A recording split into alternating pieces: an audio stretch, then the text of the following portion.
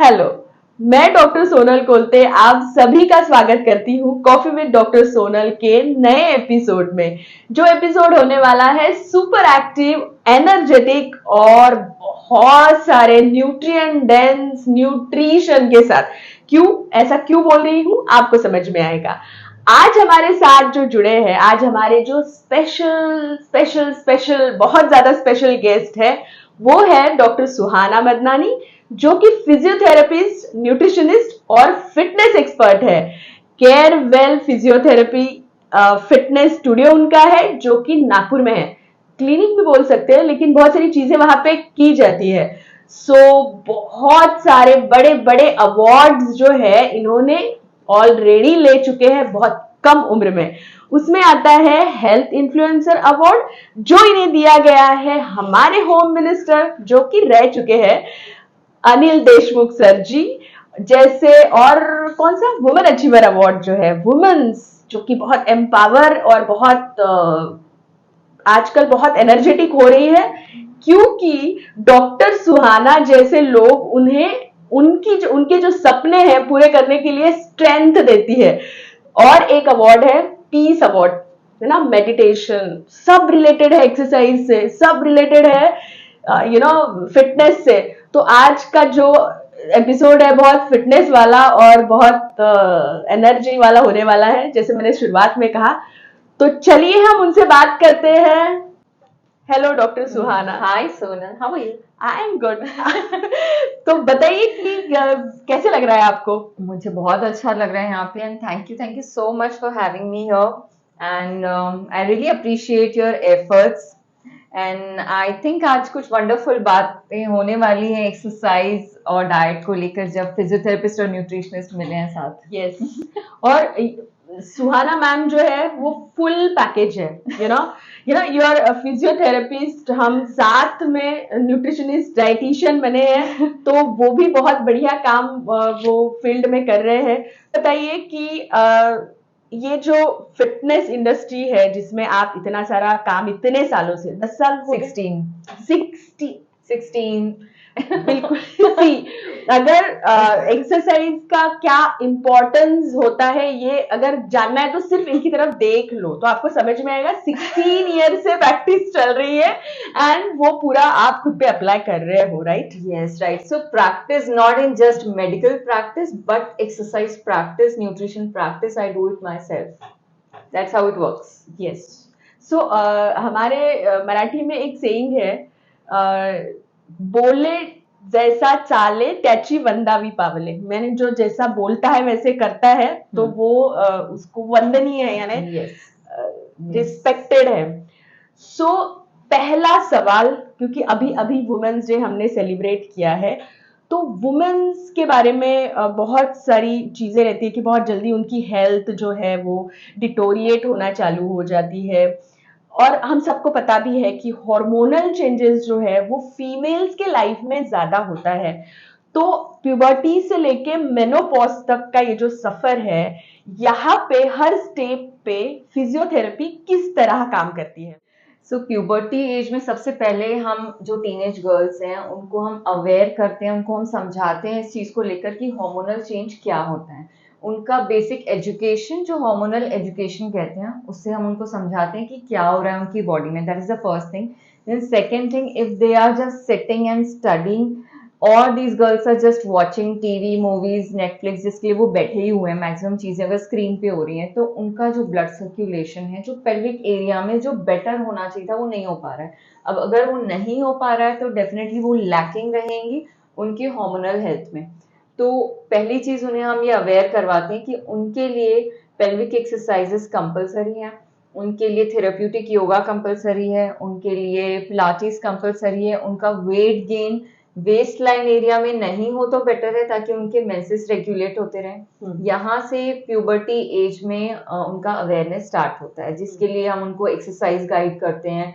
अगर ओवरवेट है या लो वेट है या उनका हीमोग्लोबिन कम है, यहाँ से लेकर उनको बताना स्टार्ट करते हैं। देन प्रेगनेंसी में हम बिफोर प्रेगनेंसी बहुत सारे later on, say if they come to me during their wedding time, we educate them for that also, कितना important है after marriage उनको अपनी हेल्थ पे ध्यान देना। कि बहुत सी गर्ल्स है जो एक्सरसाइज पहले कर रहे थे, शादी के बाद वो बोलते हैं कि मुझे टाइम ही नहीं मिला आज तक एक्सरसाइज करने का, so that's again a problem. And then when they conceive और they are trying to conceive, आजकल जो सबसे ज्यादा गर्ल्स आ रही हैं वो यही बोलकर आ रही है हमारे पास कि वो कंसीव करना चाहते हैं। So they don't come as an directly कि वो वेट लॉस के लिए आई हैं, but they want to conceive. So we have seen the miraculous results of exercise कि 3-4 मंथ्स उन्होंने एक्सरसाइज की हमारे साथ, और अगर कभी वो एब्सेंट है 1 वीक और हम पूछते हैं क्या हुआ, तो एक गुड न्यूज मिल चुकी है। So that's the beauty of exercise कि वो हार्मोनल रेगुलेशन के लिए वर्क करता है। तो वो एक टाइम है कंसीव करने के लिए जब। एंड देन प्रेगनेंसी एक्सरसाइजेस, एक मिथ है कि प्रेगनेंसी में एक्सरसाइज नहीं करनी चाहिए, रेस्ट करना चाहिए, या आईवीएफ के बाद कंप्लीट बेड रेस्ट चाहिए। It is all myth. मेरे पास केसेस हैं जो आईवीएफ के बाद भी कंटिन्यू एक्सरसाइज कर रहे हैं और बहुत अच्छे रिजल्ट्स हैं। डॉक्टर्स बताते हैं। यस। तो किसका माने?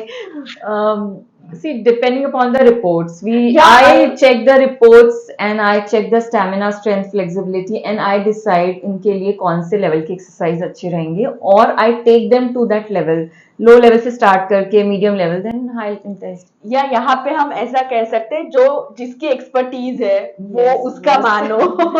And then we prepare them for the complications if there is anything, जो प्रेगनेंसी के लिए बीपी डायबिटीज अगर उस वक्त है उसके लिए, and then we prepare them for the labor. Okay, yes. ये भी एक, क्योंकि आजकल बहुत बार ये बोला जाता है कि caesarean is the only thing, अभी तो आजकल वही करते हैं। So I just ask them, what do you want to do? Caesarean के लिए आप प्रिपेयर होना चाहते हो कि normal delivery? Whatever they say, whatever is their own mindset, I don't want to change their mindset. If they are getting prepared, then okay, we'll prepare for that exercises. And postpartum तो exercise कराते हैं? Postpartum definitely exercise कराते हैं। मैंने खुद bed पे, जब मैं थी, मेरा सी सेक्शन था, बेड पे डे 2 से मैंने पिलाटेस स्टार्ट किया है। And it works, like it definitely works. 40th day के बाद ही कर सकते हैं, ये मिथ है, और 21 डेज के बाद, नॉर्मल डिलीवरी के बाद कर सकते हैं, ये भी एक मिथ है। We have busted all this myths. मतलब मेरे पास लोग हैं जो रेगुलरली फॉलो कर रहे हैं जो बताया जा रहा है उतना, at least they give start giving 15 minutes, they get results. So जितना अर्ली चीजों को स्टार्ट करेंगे उतना जरूरी है, क्योंकि पोस्टपार्टम फिर लोग आ जाते हैं 1 साल बाद कि अभी 20 केजी वेट बढ़ा है, अभी इतना बड़ा बेली हो गया है। They call it mommy pouch, ये तो मेरा mommy pouch है। वो kangaroo टाइप्स हो गया मम्मी पाउच वाला। वो नहीं है ऐसा कुछ। और इवन डॉक्टर्स दे वो खुद आते हैं कि ये मेरा ऐसा है, फिर ये सर्जिकल है क्या, ये भी बड़ा क्वेश्चन मार्क रहता है कि इसलिए।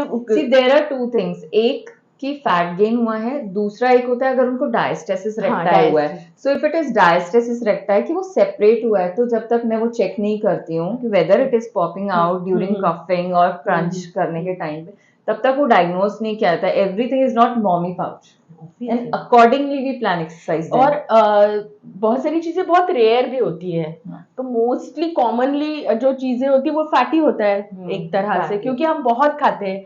पोस्ट प्रेगनेंसी का जो डाइट वाला myth, you know ghee and jaggery और बहुत सारी चीजें खिलाई जाती है जिसकी उतनी जरूरत नहीं रहती होती है। सो एंड द मेनोपॉज, क्योंकि menopause has something different totally, because menopause पहले होता था 50, 45, 50, बट अब उससे पहले भी होने लगा है 35, 40 में भी। एंड इनफैक्ट हिस्टेक्टमी अगर हो गया, uterus and ovaries he remove हो गए, तो वो भी एक मिमिक करेगा कि वो डेफिनेटली वो भी मेनोपॉज ही है। तो उनके लिए एक्सरसाइज का रोल बहुत ज्यादा इंपॉर्टेंस है, क्योंकि अब उनका बोन डेंसिटी कम होना शुरू हो जाएगा, ईस्ट्रोजन के लेवल्स फ्लक्चुएट हो चुके हैं सारे, अब हमें हार्मोनल हेल्थ पे और ज्यादा फोकस करना है। And then exercise, why exercise, वो टाइम पे अब उनकी बैक वीक हो चुकी रहती है, नीज में पेन वो एज तक आ चुका रहता है, जो पहले 50-60 की एज में पेशेंट्स नी पेन लेकर आते थे, अभी 30s की एज में आते हैं, तो वो बोन डेंसिटी कम होने से वो प्रॉब्लम आ रहे हैं। तो उस पे कैसे काम करेंगे? अब देखिए, जब आप एक्सरसाइज कर रहे होते हैं, बोन पे प्रेशर आ रहा होता है, that pressure stimulates the bone growth. जब बच्चों को कहते हैं कि हैंगिंग, स्विमिंग, जंपिंग करो, बोन का आपका हाइट बढ़ेगा, तो अब ये एज में हाइट तो नहीं बढ़ने वाली है, but then at least bone density बढ़ेगी. So understand that exercise helps for bone density. एक और बड़ा ग्रुप हमारे देश में बढ़ता जा रहा है जिनको बहुत अर्ली एजेस में पेन्स कहिए या पोस्चरल डिफेक्ट्स आने लग गए हैं, वो है आईटी वाला ग्रुप या सिटिंग वाला ग्रुप, क्योंकि एक्सरसाइजेस जो या फिर मूवमेंट जो पहले होती थी वो नहीं हो पा रही है. तो आईटी के मोस्टली वर्क फ्रॉम होम या ऑफिस वर्किंग भी जो है उनको बहुत सारे पेन्स रहते हैं, मोस्टली नेक या शोल्डर से रिलेटेड. तो इसके बारे में क्या कहना चाहेंगे आप? सी कोविड टाइम के बाद से ऑलमोस्ट वो टाइम से मैक्सिमम पेशेंट्स नेक पेन के, postural disturbance and neck pain.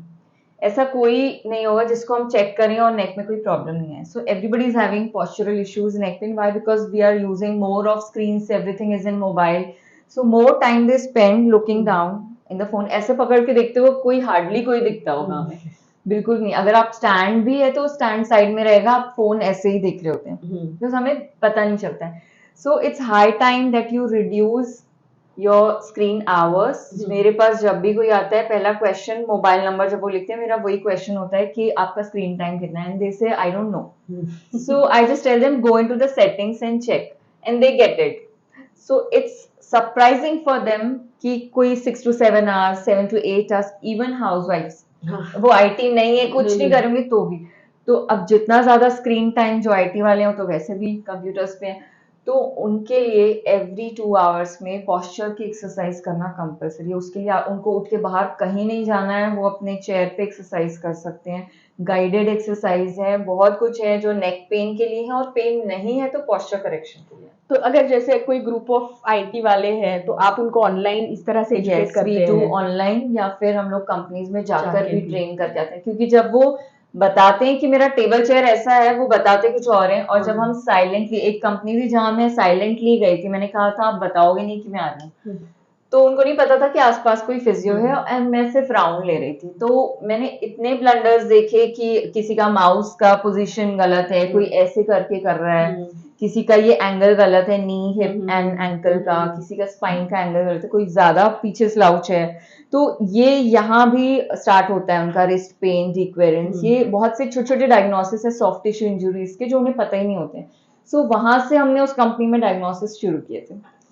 और वो ये तो चलो कंपनी में एटलीस्ट टेबल और चेयर पे बैठे हैं, हाउसवाइफ तो पूरा लेट के पता नहीं कौन सा पोस्चर रहता है. वो सुबह मुझे कॉल सुबह 6-7 बजे आते हैं इस चीज को लेकर. अच्छा. मतलब सुबह ये कि अभी मैं नींद से उठी हूँ, अभी एकदम कुछ हो गया, तो वो स्लीपिंग पोस्चर गलत है. स्लीपिंग पोस्चर, और वो दिन भर पूरा बेड को ऑक्युपाइड करके रखती है, वो भी एक गलत चीज है. अच्छा. And in fact cooking with phone this side, my God, everything. झाड़ू भी लगा रहे तो वो भी एक गलत चीज हो जा रही है. वो समझ भी अननोइंगली हो रहा है. जब प्रॉब्लम बढ़ जाती है, कोई पेन आता है, फिर वो अप्रोच करते हैं, और जब उनको कोई रीजन बताता है तब वो सॉल्व. अदरवाइज जब वो ऑर्थो के पास जाते हैं, फिजिशियन के पास, उनको सिर्फ एक मेडिकल प्रिस्क्रिप्शन मिलता है जिसमें पेन किलर्स होते हैं, and they don't get the reason also कि ये क्यों हुआ था. और इवन सबसे शुरुआत तो वो मसाजिंग, ऑयल मसाजिंग, सरसों का तेल. हमारे पास आने से पहले वो लोग 2-3-4 मसाजेस कर चुके होते हैं. अलग अलग अदरक, लहसुन, प्याज वगैरह वाली मसाज रहती है ऑयल में डाल के. बहुत बड़ी बड़ी मिथ्स है. अच्छी चीजें हैं, लेकिन मसाज का मुझे नहीं लगता पेन में बहुत कोई ऐसा रोल होता है. Yes, massaging gives a soothing effect. Acute pain में नहीं किया जाता है. क्रॉनिक पेन में मसाज कर सकते हैं, अक्यूट पेन में मसाज नहीं रहता है. और किसको कितना सूट होगा, जब तक हम उसके साथ रेगुलर एक बार कर नहीं रहे हैं, हम नहीं बता सकते हैं. देन बेटर देन दैट, जो थेरेपीज जो हमारे पास हैं, वो MFR होती है, myofascial release, then instrument assisted soft tissue release होती है. तो ये ट्रिगर पॉइंट्स को रिलीज करने के लिए स्पेसिफिकली लोग आते हैं, तो वो ज्यादा इफेक्टिव हैं. प्लस ट्रिगर पॉइंट्स के लिए हम लोग ड्राई नीडलिंग करते हैं, जो लिटिल इन्वेजिव भी है, वो ज्यादा इफेक्टिव है. बट जनरलाइज्ड रिलैक्सेशन के लिए massage is a good thing. But वो तरीका भी होना चाहिए ना. ये तो यस, डिपेंड्स. अगर वेरिकोज वेन्स हैं तो रॉन्ग डायरेक्शन में आप मसाज नहीं कर सकते. अच्छा. अगर इडीमा है, कहीं स्वेलिंग है, रॉन्ग डायरेक्शन में मसाज नहीं कर सकते। अच्छा, वेरिकोज का बात निकला इसलिए पूछ रही हूँ, तो इतना वो तो बहुत ज्यादा ज्यादा पैथोलॉजिकल चीजें हो चुकी है, तो वहां पे कितना रोल रहता है फिजियोथेरेपी का? बहुत ज्यादा रोल है। वैरिकोज वेन्स का पहले उनको रीजन बताना होता है कि उन्हें क्यों हुआ है, क्योंकि उन्हें यही नहीं पता होता है कि कितने ज्यादा आवर्स आप खड़े हैं जिससे वो हुआ है। ठीक है, वो कई बार ऑक्यूपेशनल हजार्ड होता है कि उनका प्रोफेशन में उन्हें खड़े ही खड़े होना रहना पड़ रहा है, उस वजह से होता है। तो मोस्टली फिजियोथेरेपिस्ट को होता है हाँ, क्योंकि खड़े खड़े रहना है, yes। So one thing is awareness and then comes the exercise जहां हम blood circulation का improvement start करते हैं टोज से। तो अच्छा, एक्सरसाइज पहले टोज की होगी, देन एंकल की होगी, देन नी की होगी, then hip joint, then the pelvis and waist. If they are doing the wrong sequence, जैसे आपने जिम किया, एक्सरसाइज किया, स्ट्रेचिंग किया और यहाँ की एक्सरसाइज की लास्ट में फुट स्ट्रेच किया, ठीक है, that's again wrong. So the sequence of exercise, what sequence you are giving is also important. So leg raise करके ankle toe करना है, ये सबको पता चल जाएगा, but sequence कहाँ से कहाँ जाएगी ये नहीं पता चलेगा। तो ये सीखने की चीज है Yes, आपको। this is all learning. हाँ, और मुझे लगता है न्यूट्रिशनिस्ट के पास या जब भी फिजियो के पास कोई जाता है तो ये लाइफस्टाइल वाली चीज है Lifestyle कि modification. हाँ, Yes. आपको ये अडॉप्ट करना है, ऐसा नहीं We कि don't work on shortcuts, right? हाँ। कि एक आप आ गए, एक शॉर्टकट दवाई है, ये अब हो गया, ये नहीं होने वाला है। It's a long cut but that is the only permanent result और ओरिएंटेड ये थिंग। तो करते रहना पड़ेगा ना। Diet means proper healthy balance खाना आपको हमेशा खाना हमेशा पड़ेगा, खाना है। एक्सरसाइज आपको हमेशा So करनी we पड़ेगी। said this only, आप अगर सुबह उठते हैं, रेडी होते हैं, अगर आप खाते हैं, घर से निकलते हैं, तो आप एक्सरसाइज कैसे स्किप कर सकते हैं? एक्सरसाइज अगर आपने की है तो ही आप बाकी डे प्लान करो। ऑब्वियसली वही, यानी ये एक लाइफस्टाइल है, ये आपको एडॉप्ट करना ही है। लोग पूछते हैं कि अच्छा मेरा पेन रिलीफ हो गया, अभी मुझे नहीं होगा, है ना, बट आप you are doing the same thing, आप सेम पोस्चर खराब करके बैठ रहे हो। So this is how I started this कि मुझे सिर्फ फिजियोथेरेपी क्लिनिक नहीं चाहिए था, मुझे फिजियोथेरेपी एंड फिटनेस क्लिनिक इसीलिए चाहिए था क्योंकि जो पेन में आते हैं, जिनका पेन मैं कम करती हूँ और वो ठीक होते हैं, तो अब जब वो छोड़ देंगे उनको फिर से पेन आएगा। So we made it a point कि एक ऐसा सेंटर जहां उनको गाइडेंस हमेशा मिल रहा है एक्सरसाइज के लिए और वो हमारे अंडर में ही एक्सरसाइज करें और उनको वो प्रॉब्लम वापस नहीं आए। सो दैट्स द लाइफस्टाइल, जैसे लाइफस्टाइल मॉडिफिकेशन पे पूरी तरह से हम काम करते हैं। और ये महीनों का काम है, इट्स नॉट लाइक कि 7 दिन आगे खत्म करो वाला काम नहीं है। अच्छा, ऑपरेशन थिएटर या सर्जिकल प्रोसीजर में फिजियोथेरेपी का बहुत बड़ा पहले और आफ्टर, बिफोर आफ्टर दोनों टाइम काम होता है, तो ये सही है कि गलत है? ये सही है, definitely. We call it prehab and rehab. Prehab is before surgery and rehab is after surgery. In all surgeries? Almost all, eyes के छोड़ के। डेंटल भी अगर कुछ होता है, अगर अवेयरनेस है, अगर आप फॉरेन कंट्रीज की बात करें तो वो लोग करते हैं, टीएम जॉइंट की एक्सरसाइज वो लोग करते हैं, इतना वहाँ अवेयरनेस है, बट यहाँ नहीं है। तो आईज के सर्जरीज के अलावा अगर मैं बात करूं तो ऑलमोस्ट सारे सर्जरीज हैं जिसमें एक्सरसाइज की जाती है। एब्डोमिनल सर्जरीज के बाद भी, ऑर्गन्स के भी रिमूवल के बाद, अगर पेशेंट बेड रिडन हुआ अगर तो उसको सर्जरी की नीड है, स्टिचेस हैं तो सर्जरी की नीड है। इवन बेड रिडन है या बहुत मूवमेंट कम है तो मूवमेंट कराने के लिए फिजियोथेरेपिस्ट हॉस्पिटल में रहते हैं। वो जब बेड रेस्ट पे, वहां से वो डायरेक्ट जिम नहीं जाएंगे, उनको अगर फिजियो गाइडेड एक्सरसाइज दे रहे हैं, वहां से बेड से उठकर आगे क्या करना है वो सीखेंगे, उसके बाद वो प्लान कर सकते हैं जिम जाना। जिम और फिजियोथेरेपी, यानी अगर एक्सरसाइजेस के बहुत सारे रूप अगर हम देखें, टाइप ऑफ एक्सरसाइज की physiotherapy. Yes, when someone is asking me आप कौन सी एक्सरसाइज कराओगे या मैं सिर्फ योगा क्लास कर रहे हैं, तो आई जस्ट टेल देम कि मंडे ये रहेगा, ट्यूसडे दे आर शॉक्ड कि अच्छा इतने टाइप की एक्सरसाइज रहेंगे क्या। So within 6 days you will get all different kind of exercises and there will not be repetition, कि ये नहीं होगा कि आपने आज भी अपर बॉडी किया था, 2 दिन बाद भी आप अपर बॉडी करोगे, ये नहीं रहेगा। So we have that many exercises, हमारी लिस्ट खत्म ही नहीं होती है। बहुत सारी चीजें, हर एक मसल की एक्सरसाइज अगर कराने जाओ तो एंड टाइप्स आल्सो ना, हाँ। one day is mat pilates, one day reformer pilates. तो ये सभी हमारे सेंटर पे होता है। Yes, we do have this. और मशीन्स भी रहती है कुछ ऐसे? यस, एक्सरसाइज के मशीन्स जो जिम मशीन्स है, जितने हमें रिक्वायर्ड है, रिजल्ट्स ओरिएंटेड है हम लोग इसलिए वो, और बाकी मशीन्स जो होती हैं वो फिजियोथेरेपी की मशीन्स होती हैं जो पेन रिलीफ के लिए वर्क करती हैं। सो फिजियो विथ जिम या जिम विथ जिम या gym trainer? Physio gym I always prefer, क्योंकि अभी जो प्रॉब्लम्स हैं, पहले जो लोग जिम जाते थे उनको इतने इश्यूज नहीं थे, अभी जो लोग जिम जा रहे हैं डायरेक्टली वो इंजरीज लेकर आ रहे हैं, और वो इतने इंजरीज लेकर आ रहे हैं कि वो फिर हम लोग ही डील कर रहे हैं। तो अल्टीमेटली अगर डायरेक्शन ये रहेगा physiotherapy with gym, and then if you are too fit to do everything then go to a gym. तो हमारे पास लोग हैं जो साल 2 साल भी यहाँ फिटनेस कर रहे होते हैं, and then if they think कि उनका ग्रुप कहीं और जाता है, हाँ। वो जाना चाहते हैं, I just tell them yes please go. हाँ, दिन में बाकियों के लिए जगह खाली करो। यस, बट वही, क्योंकि जिम इंजरी एक बड़ा अलग सेक्टर हो जाता है कि जहाँ पे हमें अलग तरह की पूरी प्लानिंग करती हूँ। ऐसे कुछ मसल्स उनको पता भी नहीं होते हैं कि उन्होंने जिम में स्ट्रेच किए ही नहीं कभी। अच्छा, तो ये फिजियोथेरेपिस्ट ही बता सकते हैं। ऑब्वियसली, क्योंकि वो नॉलेज एनाटॉमी फिजियोलॉजी Yes, वाला yes. वो ट्रेनर को नहीं होता। दे नो कि बॉडी कैसी बनानी है। I won't say this, there are good certified trainers also, उनको भी वो नॉलेज होता है, बट जब हम लोग मेडिकल पॉइंट ऑफ व्यू से देखें जहाँ प्रॉब्लम बढ़ रही है, तो they have to be guided with physio. Obviously doctor इसीलिए नहीं लगता है, डॉक्टर कमाने के लिए बहुत ज्यादा मेहनत करनी पड़ती है।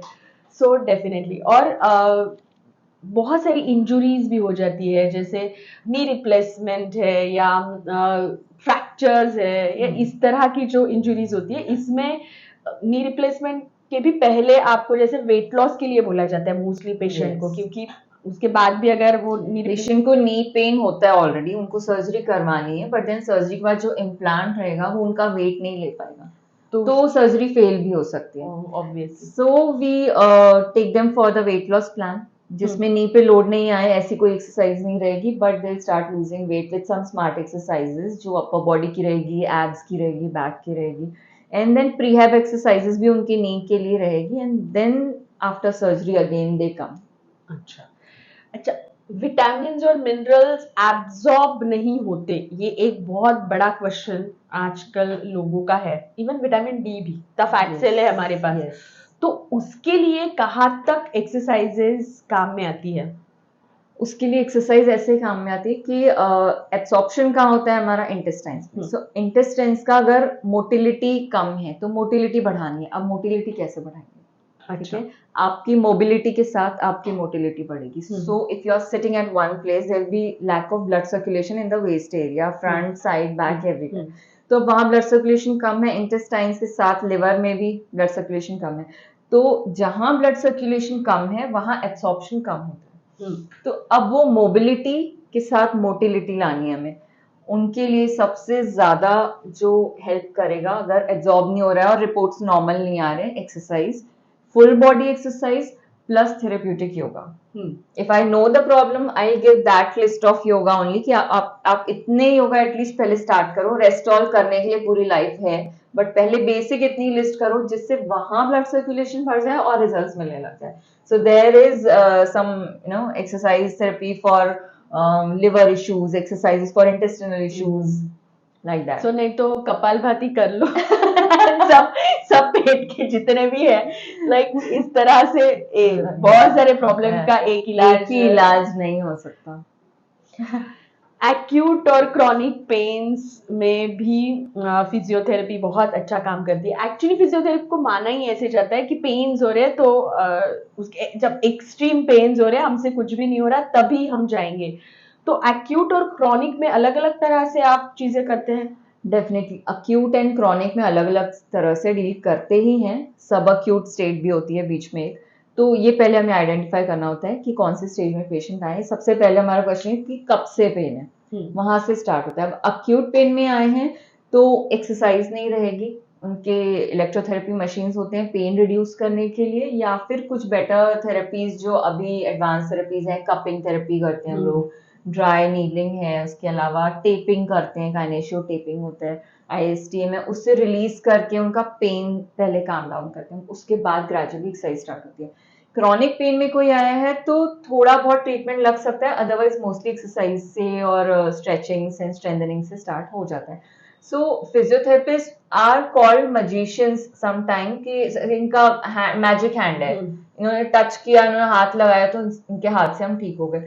तो पहले एक एक्सेप्टेंस कि उनको नीड है फिजियोथेरेपिस्ट की, वो एक्सेप्टेंस के साथ जब वो आएंगे, अगर किसी ने भेज दिया, डॉक्टर ने लिख के भेजा 10 दिन ले जाओ, तो वो आ गए तो रिजल्ट नहीं भी आएंगे, बट वो अगर एक्सेप्ट करते हैं कि यस ये एक मैजिक हैंड है, ये अपने टच से ठीक करने वाले हैं, तो वो डेफिनेटली रिजल्ट मिल जाते हैं।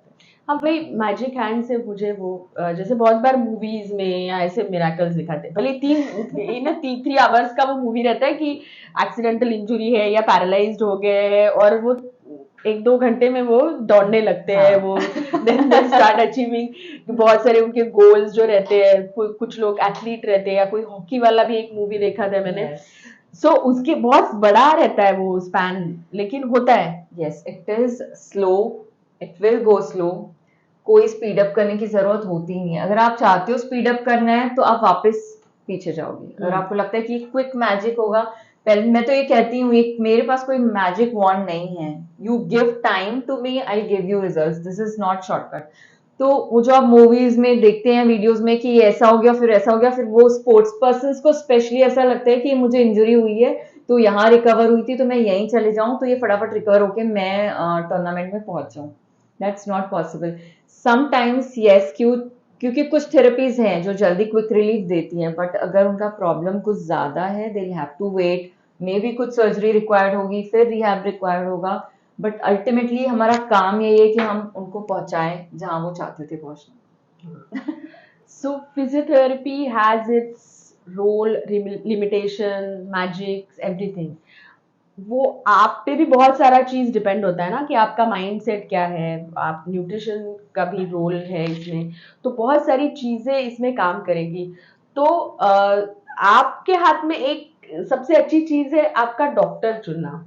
मैं हर वीडियो में ये चीज कहती हूँ कि आपको किसकी जरूरत है, इसके लिए सबसे पहले अवेयर होना सीखिए। हमको चाहिए कुछ है और हम कर कोई चीज रहे, तो हमको जो रिलीफ चाहिए वो नहीं मिलेगा। और नागपुर बहुत बढ़िया चीज, नागपुर का मेडिकल फील्ड जो है वो बहुत एडवांस हो रहा है आजकल। हमारे पास हर इंस्ट्रूमेंट्स है, आपके इंस्ट्रूमेंट्स एंड एक्सपर्टीज है, all types of expertise we have. पहले कुछ भी होने के लिए हम मुंबई भागते थे कि चलिए मुंबई में हो जाएगा, लेकिन यहाँ पे हमारे एक्सपर्ट्स और अभी सब मशीन वगैरह सब आगे हैं। So we have people who actually board a flight and come from Mumbai or Pune and just say कि मुझे ये weekend physiotherapy, so then I'll have to come on Saturday, Sunday also for work. हाँ, इसके बारे में जरूर सोचिए। और ये बहुत बढ़िया फील्ड है। कुछ सालों पहले फिजियोथेरेपी को इतना वो इम्पोर्टेंस नहीं दिया जाता था, तो सब लोग MBBS या वो चीजों की तरफ भागते थे। तो आज आपको बहुत सारी चीजें सीखने को मिली। आप चाहते हैं कि आप अवेयर हो जाओ, और आपको किस चीज के बारे में जानना है, इसके लिए कमेंट में जरूर लिखिए। आज की बात यहीं पे खत्म करते हैं और मिलते हैं नए एपिसोड में। Bye bye.